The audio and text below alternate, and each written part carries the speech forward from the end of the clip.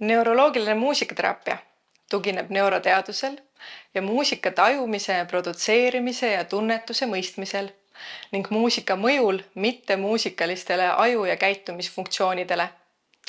NMT on litsenseeritud tehnikate kogum, milles on kokku 20 erinevat tehnikat 3 erineval eesmärgil: motoorika, kõne ja kognitiivsete funktsioonide arendamiseks või taastamiseks. Neuroloogilise muusikateraapia tehnikaid rakendatakse näiteks haigusseisundtel nagu insult, traumaatiline ajukahjustus, Parkinsoni ja Huntingtoni tõbi, tserebraalparalüüs, Alzheimeri tõbi, autism, vaimse tervise häired ja muud neuroloogilised haigused, mis mõjutavad kognitsiooni, liikumist, suhtlemist ja psühhosotsiaalset funktsiooni. Tutvustamegi teile käesolevas videos neuroloogilise muusikateraapia võimalusi kõne ja liikuvuse arendamiseks. Kõne arendamisel kasutatakse erinevaid muusikakomponente ning muusikalisi ülesandeid, et stimuleerida, arendada või taastada kliendi kõnet. Näiteks läbi mälu aktiveerimise, lauldes kliendile varasemast elust tuttavaid laule, treenime nii kõnelemisel kasutatavaid lihaseid, kui aktiveerime ajus mälu. Või tehes erinevaid hääleharjutusi saab arendada nii kõne selgust, diktsiooni kui laiendada sõnavara. Insuldi järgselt on neuroloogiline muusikateraapia väga efektiivne taastamaks kõne. Videos oleval kliendil on diagnoositud raske motoorne afaasia, mis tähendab, et inimesel on kahjustatud kõneproduktsioon. Samas kui mõistmine on sageli suhteliselt säilinud. Kliendil on raske sõnu leida, kõne võib olla katkendlik ja pingutatud, kui nad võivad aru saada, mida neile öeldakse. Ombreks tehnika võib siin olla väga kasulik, eriti kõnehäirete puhul, näiteks düsartria või afaasia. Kuna see toetab hingamise, hääle ja oraalmotoorika taastumist muusika ja struktureeritud heliharjutuste abil. Motoorse afaasia puhul võib esineda ka hingamisprobleeme, mis raskendavad kõnet. Ombreks tehnika aitab tugevdada hingamislihaseid ja parandada koordinatsiooni hingamise ja hääle vahel. Teeme alguses pika hingamise, paned huulte vahele. Hingad ninakut sisse ja välja. 1, 2, 3, 4, 5, 6, 7, 8. Hingad. Lühike, lühike, pikk, jah. Lühike, lühike, pikk, 2, 3, 4, 5, 6, 7, 8. Kui sa peaks tegema ilma meloodikata, hingad ninakaudu sisse, kuidas see käib? Hingad ninakaudu sisse, ilma meloodikata, hingad ninakaudu sisse. Ja nüüd välja. Ja välja. Aga suu kaudu välja. Ja. Ja suu kaudu välja. Just, ninakaudu sisse. Ja välja. Väga hea. Ja nüüd kui oleks see lühike, lühike ja pikk, siis kuidas see oleks? Ning läbi laulmise ja vokaalharjutuste aktiveeritakse need piirkonnad, mis osalevad kõneproduktsioonis.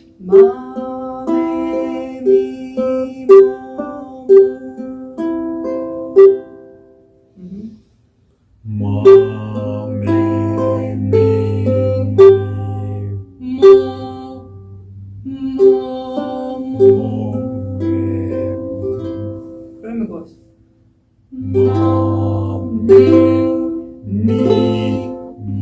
Melodic intonation therapy ehk MIT on üks kõige tõhusamaid tehnikaid raske motoorse afaasia korral. Kui ombreks keskendub rohkem hingamise ja hääleaparaadi tugevdamisele, siis MIT aitab taastada keele taastootmist muusika meloodia ja rütmi kaudu, kasutades ajus alles jäänud muusikalisi võimeid.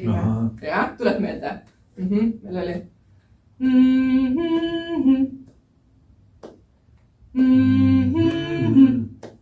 Meenub. Ei meenu. Vaata, kohe kuuled. Maria. Aha. Maria. Maria. Maria. Maria. Maria. Raske motoorse afaasia korral on kõneproduktsioon väga piiratud. Automatiseeritud väljendid näiteks tere, jah, ei, aitäh võivad mõnikord esineda ning sõnade tahtlik esilekutsumine on äärmiselt keeruline. Mustim tehnika kasutab tuttavaid meloodiaid fraase, et stimuleerida mälu ja automatiseeritud kõnet aktiveerides ajupiirkondi, mis ei pruugi olla kahjustatud. Maria. Tubli. Maria. Maria.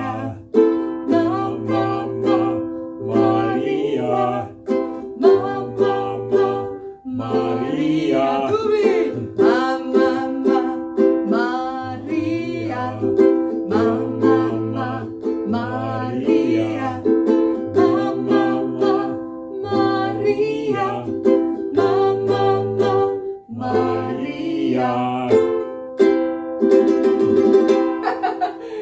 Hea töö, super! Maria. Maria. Väga hea. Muusikateraapiaga on võimalik arendada käte liikuvust erinevas fookuses.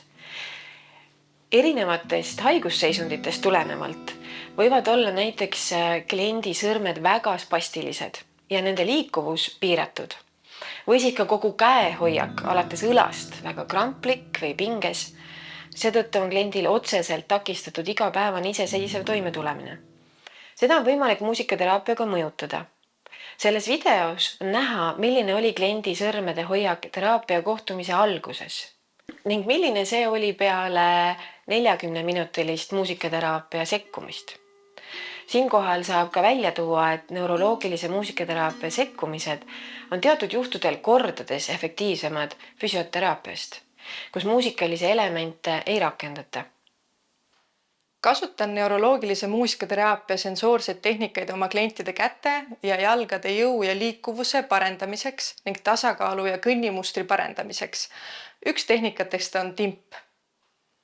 Timptehnika eesmärgiks on parandada tasakaalu, koordinatsiooni ja lihasjõudu läbi rütmiliste liigutuste ja instrumentide mängimise. See on eriti kasulik motoorsete oskuste, sealhulgas tasakaalu parandamiseks ajutraumaga patsientidel. Harjutused võivad olla näiteks istudes või seistes, sobitudes patsiendi tasakaalu tasemega.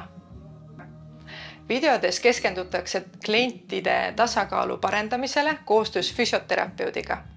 Koostöö neuroloogilise muusikaterapeudi ja füsioterapeudi vahel on hädavajalik, et tagada ohutus, motivatsioon ja tõhusus ning saavutada kiirem ja stabiilsem funktsionaalne taastumine.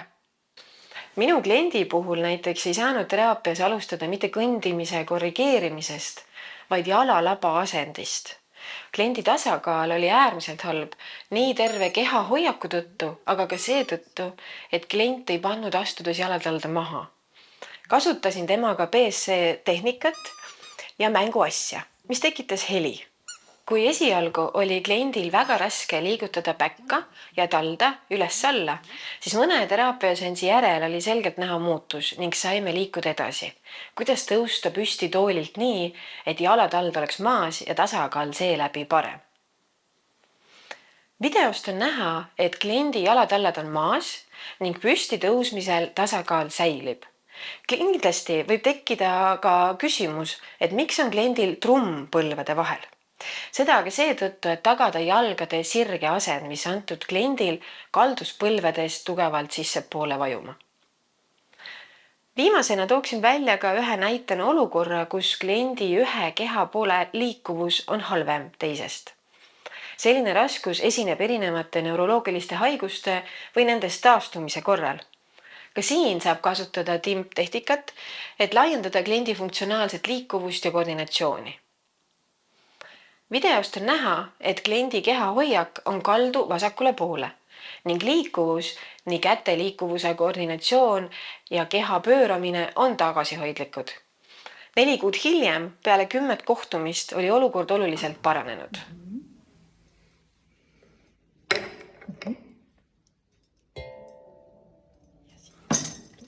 Jagasime teiega ainult väga väikest osa NMT võimalustest. Julgustame teid pöörduma ka muusikaterapeudi poole erinevate neuroloogiliste murede korral ning uurima neuroloogilise muusikateraapia võimaluste kohta.